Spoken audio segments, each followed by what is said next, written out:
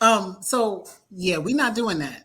Okay. And we really want to talk tonight about how do you process grief, right? Yep. How do we move forward, right? How do we get under that thing before we get over it? Because Yep. we've been trained to just get over it, and we do it in a very disruptive way for ourselves and others. Yep. Yeah, so we'll get into that. First thing I wanted to do is define grief. Okay. Define grief. So, do people still have a regular dictionary? I was going to say Well, Webster's. it would be great to even like to give them a chance to put their definition when you Yeah, think of grief. What do you think about? yeah. And What I know is you're grief? talking, so I'll help you monitor the chat. Okay, thank you so much. What does grief mean to you? If you can put that in the chat, that will help us too to get a working definition. Um, Google said it is deep sorrow, especially caused by someone's death. And right tonight, I told you we're not just going to talk about death because, okay, I'm going to get there. So Yep. many mixed emotions. Yes, thank you, Taisha. Um, I've heard other, and just so folks know, I am a certified grief recovery specialist. And so the Grief Recovery Institute is the only institute in the world that has a evidence-based program around grief. And so I'm certified in that. So I love talking about grief. Oh, thank you, Brenda. Deep aches. I Mm-hmm. love that. I love that you're talking about the deepness of it, not just an ache, but a deep ache, a penetrating ache. So I appreciate that. One definition I've heard of grief is reaching out for someone who's no longer there, Mm-hmm. right? Mm-hmm.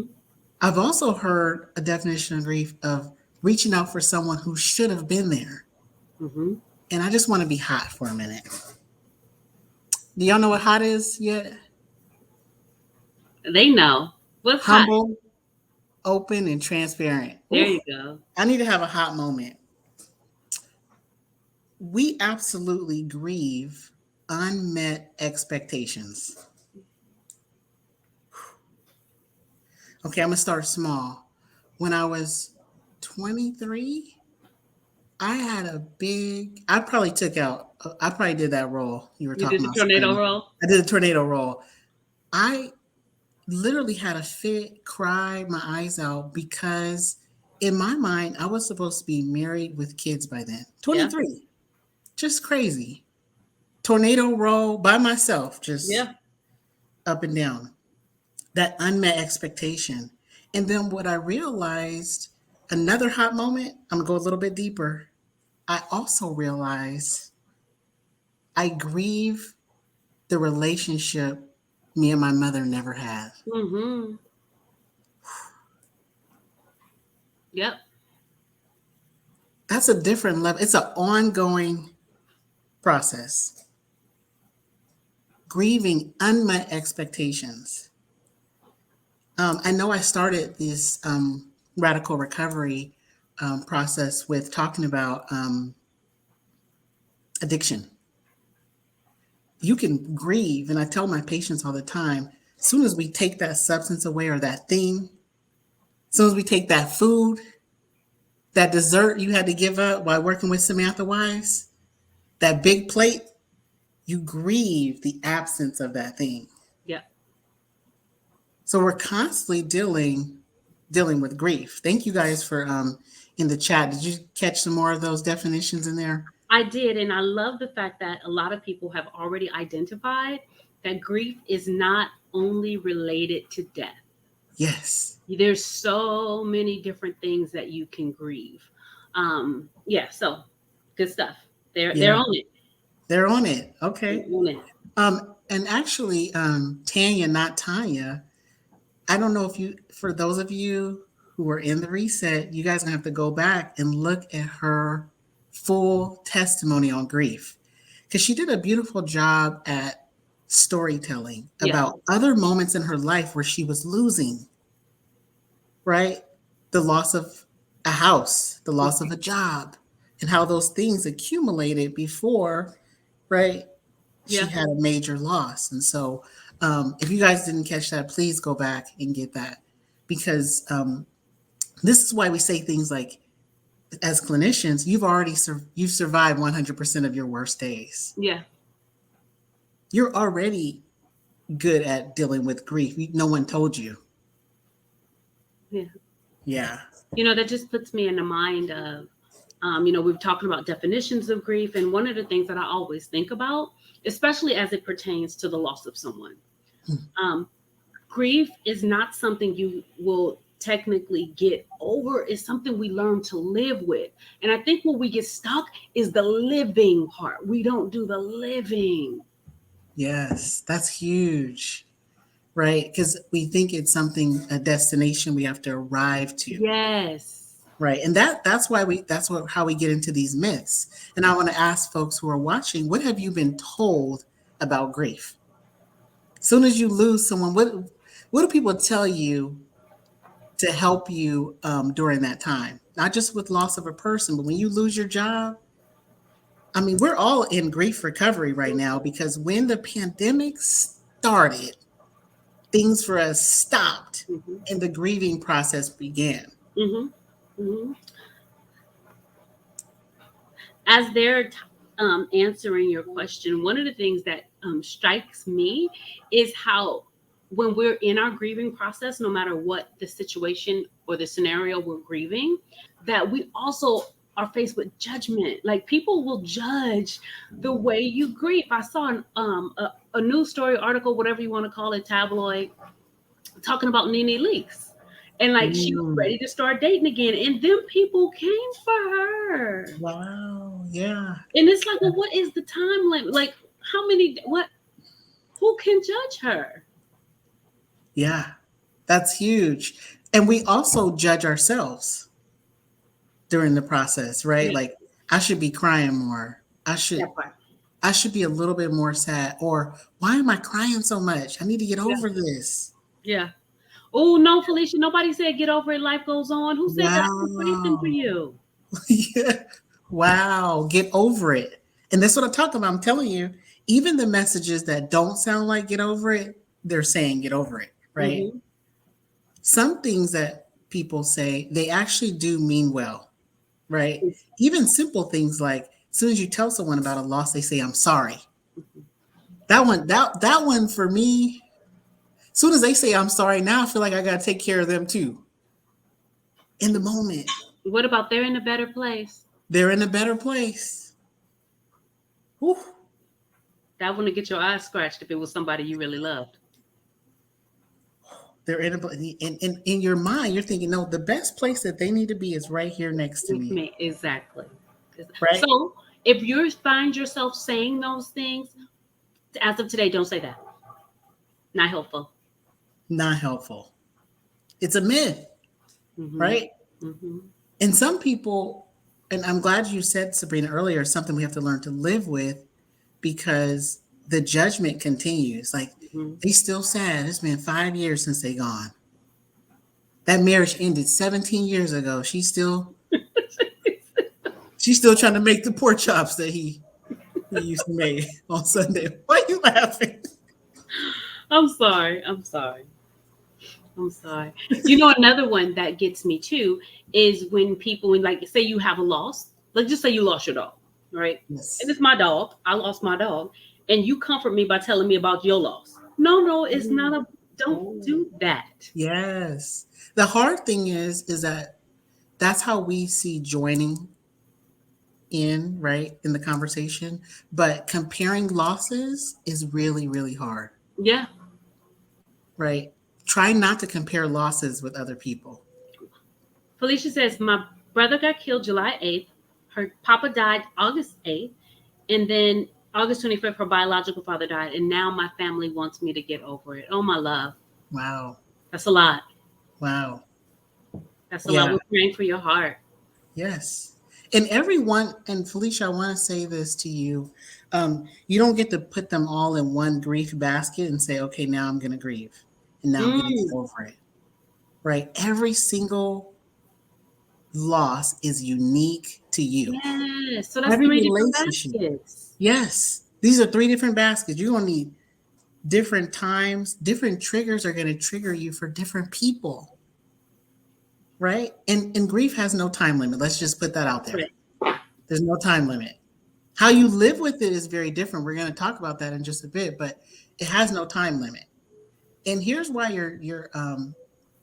your grief is so unique. It depends on the relationship status, Yeah. your relationship with that person, not your Yeah. mama's relationship, not your friend's relationship, how you related to that person, Yeah. the timing, right? She just mentioned a couple things, right? Back to back to back. Yeah.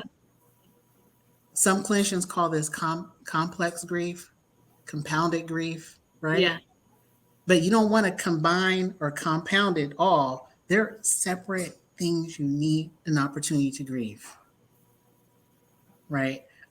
There's other things like the circumstances, right? She just mentioned one. Someone got killed. How people leave this place matters. Yeah. It will impact your grief big time. So thank you. I really thank you for your transparency tonight. Thank you for showing up. D Hmm. round. How about when people say, "I know how you feel"? Oh, Yeah. that's a hard one. Yes. You don't know how I feel because you didn't have that relationship with that Hmm. person. Yeah. And that's hard. I think we're just trying to relate to the other person. Exactly. And I think that we do well, and I think most of us have survived because we are able to take into account they mean well, they're trying to help, right? Yes. My pastor has this thing he teaches us. It's called the ministry of presence. That means Yes. just be quiet, shh, and present. Like your presence is enough. And I think that those are one of the things that we have to start teaching. Yes. And I think this is something we can teach on Mm. both ends. Us as grievers, Mhm. right? And those who are around people who are grieving. Just our presence. Mm. I mean, Sabrina and I are both clinicians. We can tell you right now, sometimes just us being in the room, giving a person an opportunity to talk and express themselves is enough. Exactly. Can I read the comment that was Yes. just made? Because I thought it was really profound. Vanessa says, this summer I made a decision to grieve my biological father and my goddad. They're both still alive. Mm, However, I'm the only one that wanted a relationship. I've learned it comes in waves. I love them both dearly, but in order to move forward, I knew I needed to grieve them. That mm, just gave me chills. yes. And part of the grief process, and she's already taken me there, is forgiveness. Yeah. Here goes that F word again. They told me not to cuss on here, but the forgiveness word, forgiving people for things that they don't even know they did, forgiving people for their absence. Now you have to grieve something that someone else is not sorry for. Mm-hmm. It's Mm. different, right? Like your definition, Sabrina, they don't have the capacity to pay Exactly. that debt. Exactly. Yeah, that's deep. Who put that in there? That was Vanessa? Vanessa. Yeah. Yeah, yeah. And the grief process is something that, especially for people who are alive, right? If you're grieving a relationship, a marriage, you're grieving the loss of whatever, a substance, right? Something that's still present. Um, you don't need their permission or their participation to go through the grieving process or to forgive them. Can you You say don't, that part again? yes, you don't need their permission or their participation to grieve that relationship or forgive them. Because really, forgiveness is giving up the hope of a different or better yesterday. Mm-hmm. You got to give that up. Yep. And Yep. I know that's hard. Some people are like, I don't want to grieve or apologize because it's hard. We don't get to sit. And I'm going back to we. Mm-hmm. Sabrina, you mentioned that earlier. We haven't been taught how to process Yeah. emotional things. Yep. And you know what we have been taught that I think is erroneous in a lot of ways that kind of catches us up even as we talk about grief and stuff. We're taught that we need closure. Mm, And Vanessa's testimony was just so powerful because you don't need closure. You yeah, just need to make a decision. yeah, yeah, yeah. In the grief recovery model, they don't use the word closure; they use the word completion. Mm, okay. Right? You don't want to completely close that door. You need to complete the relationship, right? And there's a process that we kind of guide folks through as far as getting do those apologies, the forgiveness, and I'm not talking about anyone else participating, just Yeah. you. Yeah. So back to what you're saying, Sabrina, it's a decision. It's a decision. And Yeah. Vanessa made a big girl decision. Oh Yes. man. Come on, Vanessa. She chose herself. You know, it puts me in a mind of ultimatums. I hate ultimatums. And a lot Ooh. of times, even in grief or in relationships that are in disrepair, we wait for somebody to choose us. That's an ultimatum. Whenever I feel like I need to issue an ultimatum, that's a reminder it's time to choose me. Yes. I choose me. And I love the fact that Vanessa chose her. Yes.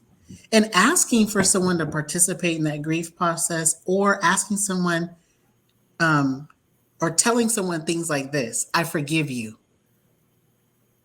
When you listen, I'm sorry, ma'am, sir, who's listening. If you do things like this, I forgive you, that's an assault. Mm-hmm. You're Mm-hmm. not doing the work. Yeah.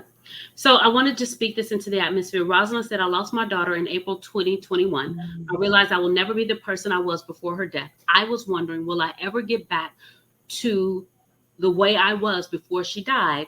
Or do I just continue to learn how to live with her death one day at a time? Mm, Before you answer that, I yes, just go want ahead. you to go back to what you just said with how a person leaves here matters. How they leave here, when they leave here matters. Yeah. How they leave here really matters, right? And so, to answer your question, just briefly, was it Rosalind? I'm sorry, Yes. the Yes. things are going so No, no, fast. yeah, it's Rosalind. Rosalind, a lot of times people talk to me about recovery. Recovery, like you asked very specifically, will I go back to who I was? Recovery means return to a previous space. And I want to tell you this, that space doesn't exist anymore, Mm-mm. right? Keep going through the process because this is going to be a transformation. This is a transformative process, not a recovering process. I know we use the word recovery a lot, but recovery only means to return to where you were. You don't, you're not, we're not, we can't go back there, Mm-mm. especially when we lose people. Mm-mm. Yeah. And so even as she wrote that, something that came up for me was like, oh my gosh, I'm sorry. I almost went there. I had to train myself to stop doing that. So she doesn't need to take care of me, right? And her loss, her feelings. But yes, it's a process of transformation and not so much recovering to a previous space. Understand that new space. Take it one day at a time. That's a recent event. Mm-hmm. We already said it doesn't have no time limit, but the early stages, the more acute stages, are in Mm-hmm. that first Mm-hmm. 3 to 6 months, even a year for some people, depending on the closeness, Mm-hmm. right? Yeah. Yeah. So Krishna said it just seems like you learn to live without them, and that's absolutely it. We never get over it. We learn to live with it, right? And so Taisha said, "What's the significance of when they left?" Oh, time of when they left. Yeah, I'm glad you said that. Um, there's seasons in our lives where we have limited capacity.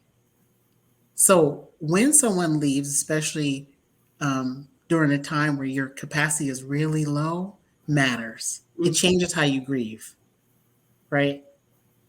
Sometimes it makes people really angry, right? Depending on if they already had this much left in their tank, and then there's a huge loss. There's nothing to live for. This is where that hopelessness comes from, right? And so I'm saying time. I don't mean necessarily time of day or month or whatever, because you can be triggered throughout the year. And I'm glad we're talking about grief and loss because holidays are especially difficult, right? These are the times we bring up lots of family memories and things like that, Mhm. especially as it relates to loss of the person. Mhm. So timing, yeah, Yes. it matters. And can I just affirm, Rosalind is one of our sisters that we do life with, Yeah. and she is doing. If we could rate it, she's doing an amazing job living. And Mm, sometimes it's moment by moment, one foot in front of the other, second by second. And so I just want to just affirm her, yeah. and the strength that is taking her to just get up every day and do some of the things that were familiar to you before. Mm, yeah. And I'm glad you said day by day. But for some people, it really depends on the relationship. Yeah. It's we have to count those seconds and those minutes. Yep. We have to get to the day Yeah. before we can get through the day. Mhm. It's huge. So yeah, thank you for affirming her. Yeah. Um, I also want to talk about just briefly when it comes to losing folks is legacy. Mhm. And Lady Elizabeth Hudson talked about it. Um, Simone touched on it. How our lack of planning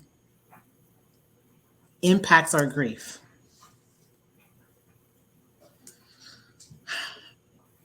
Our lack of financial planning impacts our grief. Absolutely. Our lack of emotional vulnerability, our resistance to having hot moments Mhm.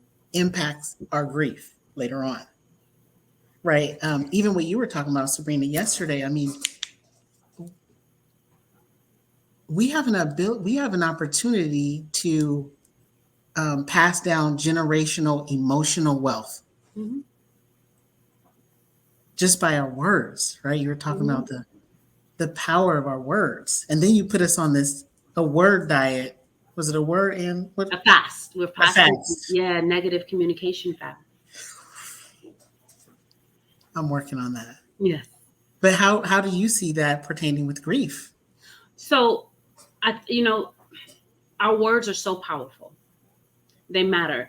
And so, what we talked about yesterday was how sometimes we can speak things over our lives that will actually tie the hands of God. But Mm, even when it comes to grief, and I know like we are dramatic people, that's why I love us so much. But even in grief, we can speak things over our lives that we will have to fight to get out of. I'll never make it without them. My mm, life will never be the oh, same again. I can't do this. I'll never get over it. mm, Right. And those are things that we have to be careful, hurt as it may, mm, but we gotta go forward, right? We don't talk about, even those of us that are in the faith, we have not really embraced the cycle of life. mm. And It's missing. it's a difficult conversation, but we were not meant to get stuck to the extent that we stop living, Mm, mm, right? Most of us embrace the fact in our faith we're living to live again, whew, right? So this is not it. We got to be careful about the words that we speak. yeah. I think I hear that a lot, especially in the early stages of grief around a death. Is I can't do it. It's someone said it earlier in the chat. It's deep, a Yeah. deep ache, right? And so when you have a deep ache and you say words like this, it penetrates the ache. You're throwing salt on that wound. And sometimes you don't have to say nothing. Okay, you don't have anything positive to say.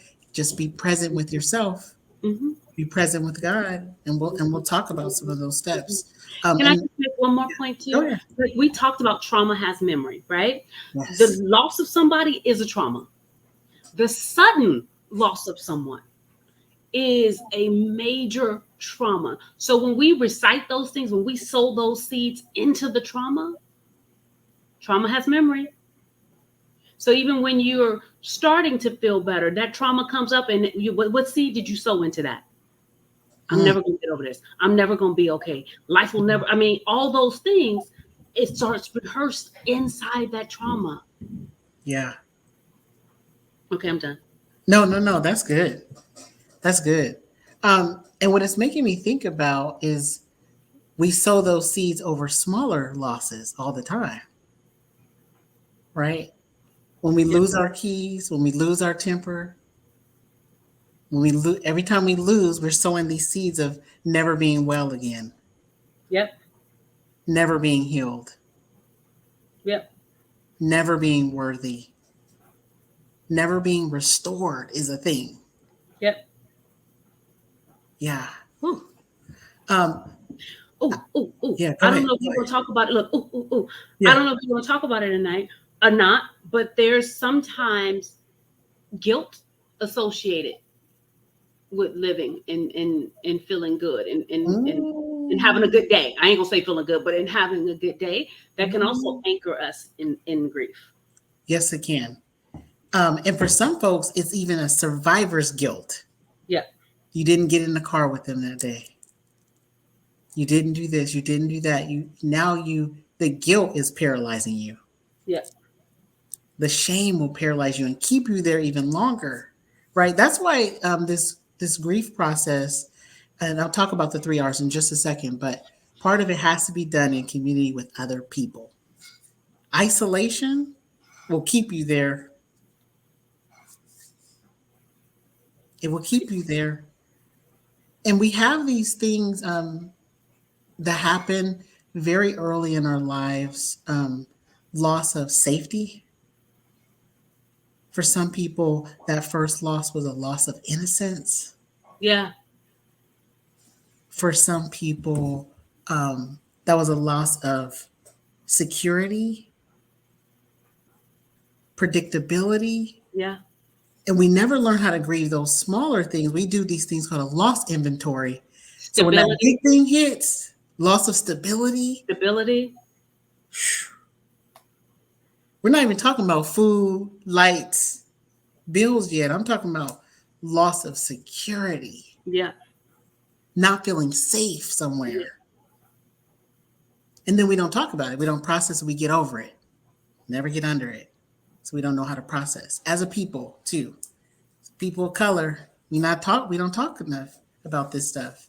I appreciate everyone in this radical reset because you guys have been showing up and showing all the way out, whether it's a deep conversation, whether it's a lighthearted conversation, whether we're talking about exercise or small plates, you keep showing up for yourselves. And I believe that you are changing the generational patterns, not just for yourself, but for everyone watching, everyone around you. Yeah, for sure. Um, this thing about loss, I don't want to miss this part. I want to come back to this part about finances. And I'm hmm a financial person by any means. But even when Simone and Lizzie were talking about it, they said the greatest transfer of wealth is during death. hmm Listen, the fight is a little bit different. The grief hits a little bit different when there's some security. Just talked about loss of security because sometimes when people pass away, we don't just lose a person, we lose our financial stability, our security, Yeah, income. income, everything.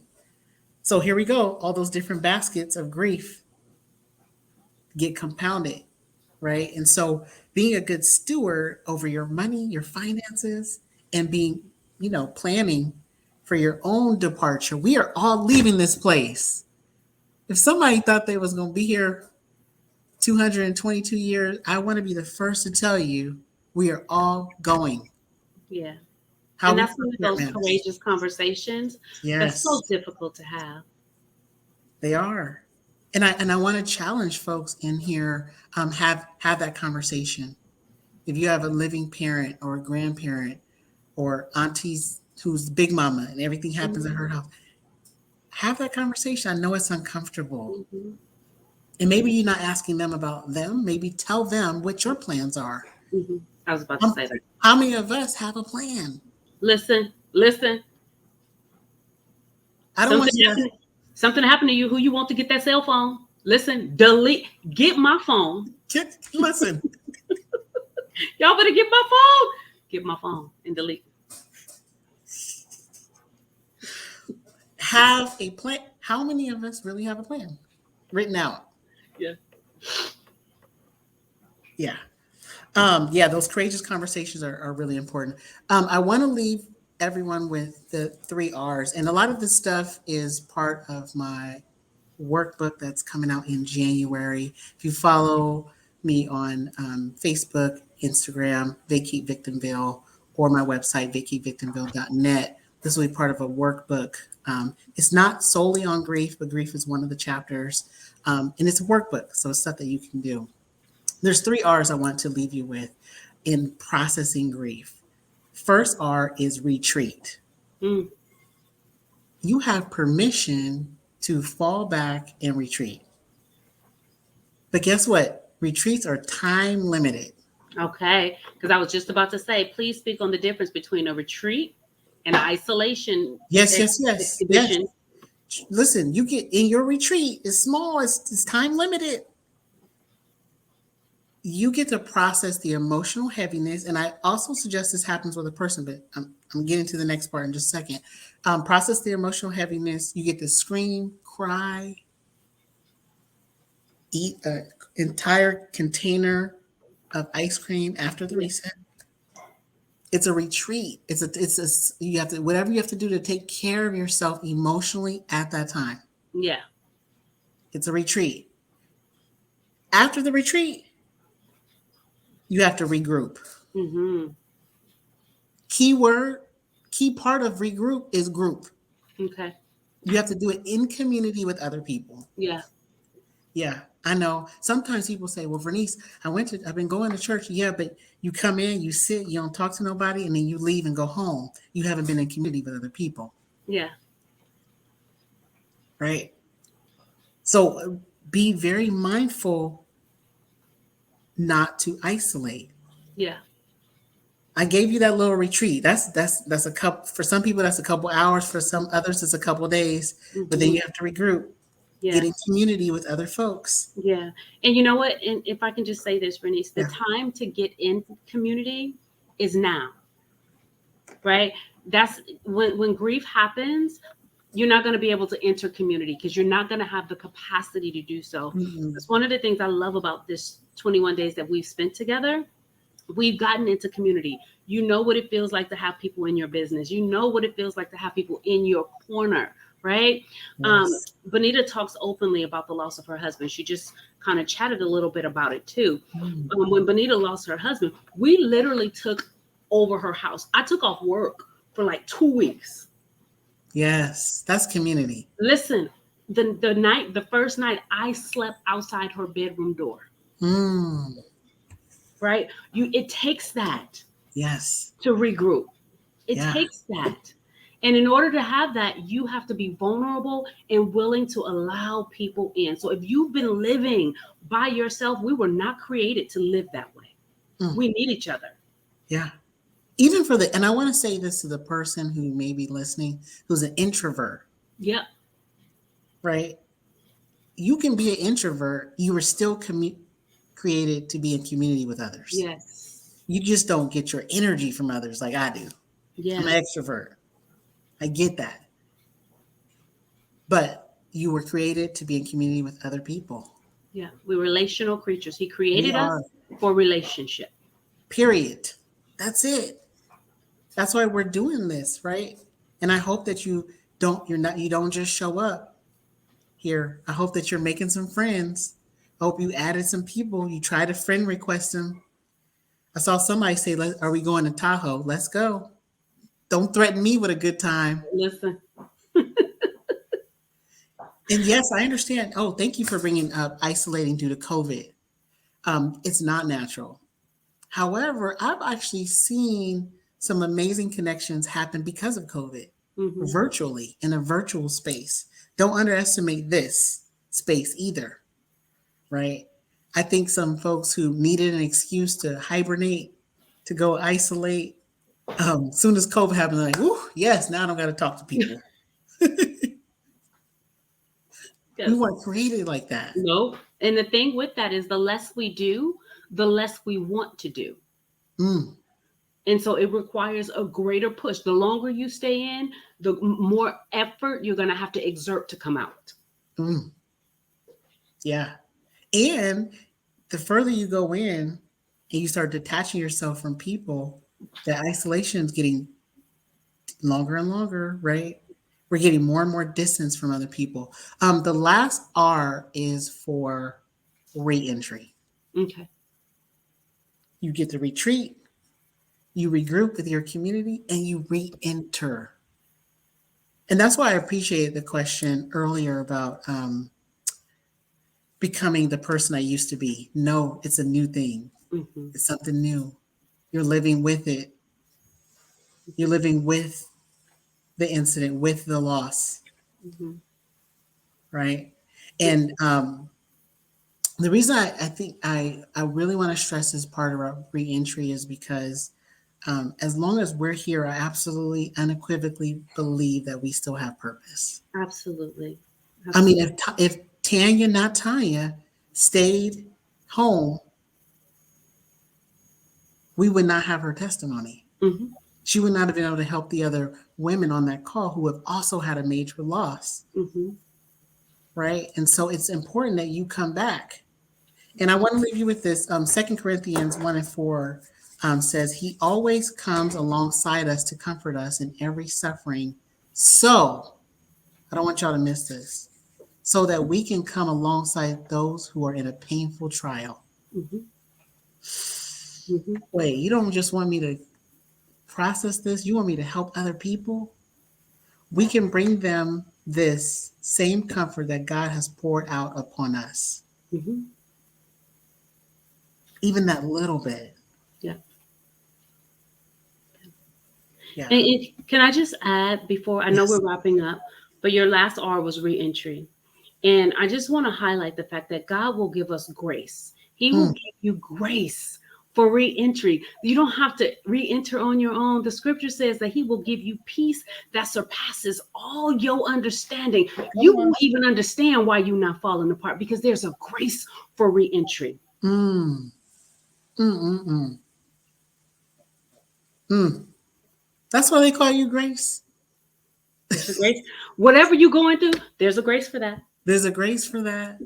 There's a grace for that. And there is certainly one for reentry. Yeah. Yeah. You're still on assignment. Yeah. We're still on assignment. Yes. Thank you, Christina, for the recap. Yeah. Thank you guys. I appreciate. I know Fridays I've been coming hard and heavy with addiction. Then the second time I called y'all tweakers, and now we're talking about grief.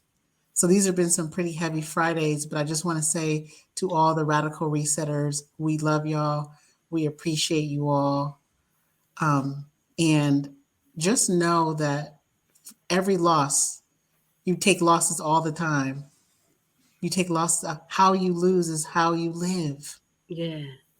How you learn to lose is how you learn to live Yeah. and to grow and to reset. Yeah. So we Yeah. appreciate you all. Yeah. I appreciate you sharing your platform with me tonight and allowing me to sit with you and to share space as we um, have this conversation that is not easy. There was so much more that we could have So talked much. about on the topic. I am looking forward to your workbook that's coming out January 2022. If there's still work to be done, ladies and gentlemen, let's get it. Let's get it. Good night, everyone. Bye, guys. She said, don't go. We need this.